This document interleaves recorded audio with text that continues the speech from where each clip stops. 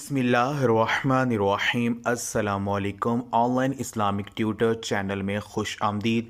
मैं उम्मीद करता हूँ कि आप तमाम लोग अल्लाह तबारक व तआला के फ़ज़्ल व करम से खैर व आफ़ियत से होंगे।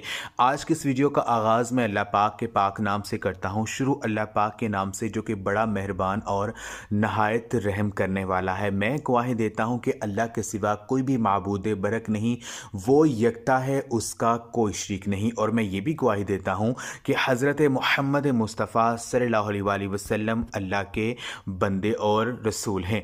आज का ये अमल हमारी एक बहन का आजमाया हुआ अमल है। उन मेरी बहन ने इस अमल को सिर्फ 2 दिन किया। सिर्फ 2 दिन कुरान पाक की इन आयात को पढ़ा और अल्लाह पाक ने 2 दिन के अंदर अंदर उन मेरी बहन की जो खाली झोली थी अल्लाह पाक ने उसको भर दिया। हमारी उन बहन की शादी जो है तकरीबन 5 साल हो गए थे, उनकी औलाद नहीं हो रही थी, बहुत ज़्यादा परेशान थी। कोई उन्होंने वजीफ़ा नहीं छोड़ा, कोई उन्होंने इलाज नहीं छोड़ा, जहाँ से डॉक्टर से इलाज नहीं करवाया उन्होंने। तो सिर्फ 2 दिन उन्होंने इस अमल को किया और अल्लाह पाक ने 2 दिन के अंदर अंदर उन्हें औलाद की खुशखबरी सुना दी। आज अल्हम्दुलिल्लाह उनका एक प्यारा सा बेटा है। आज की इस वीडियो को आगे बढ़ाने से पहले मैं अल्लाह तबारक व तआला से ये दुआ करता हूँ कि मेरी जो भी मुसलमान बहन और भाई जो मेरी आज की वीडियो देख रहे हैं, अगर वो औलाद की नेमत से महरूम है, बहुत ज़्यादा परेशान हैं औलाद ना होने की वजह से, तो मैं अल्लाह पाक से ये दुआ करता हूँ कि अल्लाह तबारक व तआला अपने प्यारे हबीब हज़ूर नबी पाक सल्लल्लाहु अलैहि वसल्लम के सदक़े से, उनके वसीले से, आज का ये अमल करने के सदक़े से अल्लाह पाक उन्हें जल्द अज जल्द औलाद की खुशखबरी सुना दें। आमीन। तमाम मेरी बहन और भाई कमेंट्स में एक दफ़ा आमीन ज़रूर लिख दें। कोई पता नहीं कि किसकी आमीन कबूल हो जाए और अल्लाह तबारक व तआला आपकी दुआ को कबूल कर लें। आज का ये जो अमल है ये सूरत बकरा की आखिरी 2 आयात का अमल है।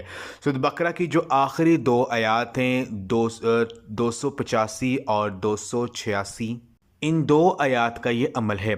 पहले हम आपको इन 2 आयात की फजीलत के बारे में चंद रवायात बताते हैं। सही मुस्लिम और बुखारी शरीफ की रवायत है कि अब्बू मसूद उक़बा बिन उमरू रज़ी अल्लाह तआला अन्हु रवायत करते हैं कि रसूलुल्लाह सल्लल्लाहु अलैहि वसल्लम ने फरमाया है कि जो शख्स रात को सूरत बकरा की आखिरी 2 आयात पढ़ लेगा वो उसको काफ़ी हो जाएंगी।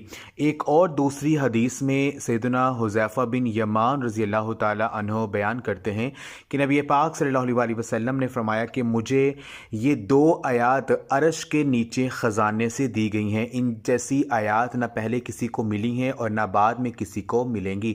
बार रवायत सुनन निसाई की हदीस है। दोस्तों, इन रवायात से इन आयात की अज़मत का अंदाज़ा होता है कि इन आयात की क्या फजीलत है। एक और दूसरी रवायत में सैयदना अब्दुल्ला बिन मसूद रज़ी अल्लाह तआला अन्हु बयान करते हैं कि जब नबी पाक सल्लल्लाहु अलैहि वसल्लम को मेराज करवाई गई तो 3 चीज़ें आपको दी गई। एक 5 नमाजें, दूसरी सूरह बकरा की आखिरी जो आयात हैं ये, और तीसरा अल्लाह के शिरक के सिवा आपकी तमाम उम्मत की गुनाहों की माफ़ी।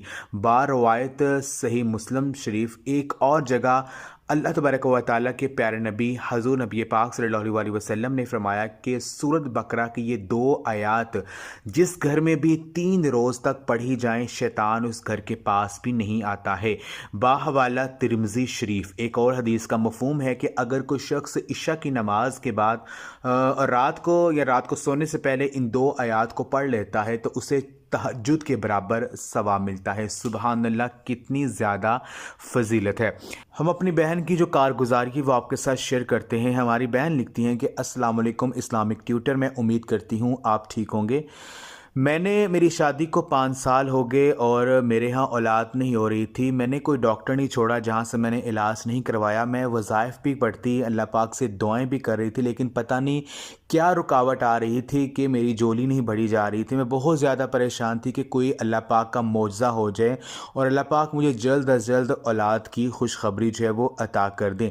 तो एक दिन आपके चैनल की एक वीडियो देखी जिसमें आपने सूरत बकरा की आखिरी जो 2 आयात हैं इनका अमल बताया था और आपने कहा था कि ये जो अमल है इसको नमाज तहज्जुद के वक़्त ही करना है। तो मैंने पूरे यकीन के साथ इस अमल को करना शुरू कर दिया। अभी 2 दिन हुए थे कि अल्लाह पाक ने 2 दिन के अंदर अंदर मुझे खुशखबरी सुना दी और मैं प्रेग्नेंट होगी। तो मेरी बहन और भाइयों, आप भी इन 2 आयात को पढ़ सकते हैं, क्योंकि इन 2 आयात के बारे में हदीस पाक में कि ये 2 आयात हर चीज़ से काफ़ी, यानी जिस भी मकसद के लिए, जिस भी परेशानी के हल के लिए इन 2 आयात को अगर आप पढ़ते हैं तो अल्लाह पाक फ़ौरी मदद आपको अता करते हैं।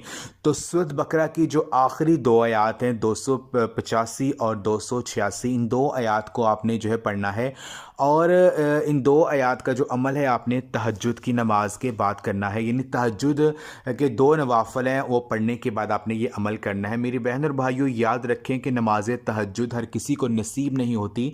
ये सिर्फ उस शख्स को ही नसीब होती है जिस पर मेरे रब का खसूसी फजल करम होता है, और वह बंदा रात के आखिरी तिहाई हिस्से में जब सब लोग सो रहे होते हैं अपना सर सजदे में झुका लेता है और नमाज तहज्जुद अदा करता है। कसीर हदीस मुबारक में नमाज तहज्जुद की फजीलत का जिक्र किया गया है कि नबी पाक सल्लल्लाहु अलैहि वसल्लम ने फरमाया कि फ़र्ज़ नमाज के बाद सबसे अफजल जो नमाज है वो नमाज तहज्जुद है। नमाज तहज्जुद रब ताला के बहुत करीब करने का ज़रिया है। जो शख्स नमाज तहज्जुद पाबंदी से पढ़ता है, अल्लाह तबारक व तआला उस बंदे को अपनी आगोश में ले लेता है, फिर वो बंदा अपने रब से जो चाहता है उससे वो मिल जाता है। तो नमाज तहज्जुद का जो टाइम है वो इशा की नमाज के बाद से लेकर फजर की नमाज से पहले पहले होता है, और जो अफजल तरीन वक़्त है वो रात का जब 1/3 हिस्सा रह जाए, यानी जब रात के 3 बज जाएँ तो 3 बजे के बाद से लेकर फजर की नमाज से पहले पहले का जो टाइम होता है वो अफजल तरीन वक़्त है। कोशिश करें कि इस वक़्त जो है ये अमल आप करें।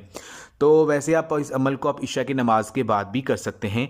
तो आपने करना यह है कि सूरत बकरा की ये जो आखिरी 2 आयात हैं 285 और 286, इन 2 आयात को आपने 11 दफ़ा पढ़ना है। 11 टाइम्स आपने 2 आयात को पढ़ना है। पहले आपने 2 नवाफिल हाजत की नीयत से पढ़ लेने हैं। हर रकत में 1 मरतबा सूरत फातिहा पढ़ने के बाद आपने 11 मरतबा सूरत इखलास और 11 मरतबा सूरत कौसर आपने पढ़नी है, और ये 2 नवाफिल आपने हाजत की नीयत से पढ़ने हैं। जब आप ये 2 नवाफिल पढ़ लेंगे उसके बाद आपने जाए नमाज पर बैठ जाना है और आपने पहले एक तस्बीह अस्तगफिरुल्लाह की आपने करनी है। यानी आपने अस्तगफिरुल्लाह जब पढ़ना है तो अल्लाह तबारक व तआला से दिल ही दिल में अपने गुनाहों की माफ़ी मांगनी है, अल्लाह पाक से जो है दुआ करने की, या अल्लाह मेरे से जो भी गुनाह हो गए हैं जो कि मेरी दुआओं को कबूल नहीं होने दे रहे, जो कि दुआओं की कबूलियत के रास्ते में रुकावटें बन रहे हैं, ऐ मेरे परवरदिगार उन गुनाहों को माफ़ कर दे, और जिस मकसद के लिए आज का ये मैं अमल करने जा रही हूँ, करने जा रहा हूँ, अल्लाह उसमें मुझे कामयाबी अता फरमा। तो एक तस्बीह अस्तगफिरुल्लाह की पढ़ लें। उसके बाद आपने 11 मरतबा सूरत बकरा की जो आखिरी 2 आयात हैं इनको आपने 11 मरतबा पढ़ लेना है। आखिर में अव्वल और आखिर दुरूद पाक लाजमी पढ़ें और आखिर में अल्लाह पाक से दुआ करें इस नीयत के साथ कि ऐ मेरे परवरदिगार तमाम ख़जाने आपके इख्तियार में हैं, आप ही सबको औलाद देने वाले हैं, सबके गमों को दूर करने वाले हैं, सबकी परेशानियों को ख़त्म करने वाले हैं। ऐ मेरे पाक अल्लाह, आज का ये अमल करने के सदक़े से ये जो 2 आयात हैं, ये जो बहुत ही ख़ास मुबारक आयात हैं, इन 2 आयात के सदक़े से और हज़ूर नबी पाक सल्लल्लाहु अलैहि वसल्लम के वसीले से इस अमल को करने से जल्द अज जल्द मुझे औलाद की जो खुशखबरी है ऐ मेरे पाक अल्लाह वो अता फ़रमा दे। तो ये अमल पूरे यकीन के साथ कर लीजिए, यकीन कीजिए अल्लाह तबारक व तआला से आप जो भी मांगेंगे आपको मिल जाएगा।